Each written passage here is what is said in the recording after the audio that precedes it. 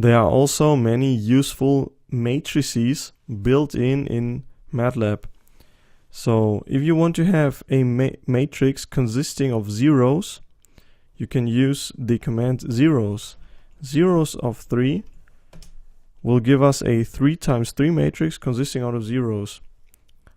If you want a 2 times 5 matrix, use zeros, 2, comma 5, and you get the matrix you wanted. You can also use ones of 2, comma 2. It gives us a matrix consisting of ones. If you want a matrix consisting of, let's say, 5s, you can just multiply your matrix 5 times ones, and you get your matrix. You can also get a matrix with only ones on the diagonal, and the rest will be zeros.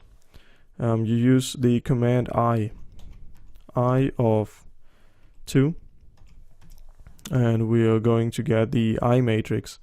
If you want a matrix which is populated with random numbers, you type in the command rand of, let's say, 5 times 6. You hit enter and you get your matrix with random numbers from 0 to 1. The same way you can also create vectors. So you just type in, let's say, rand of 5 times 1, which signalizes it will be a column vector.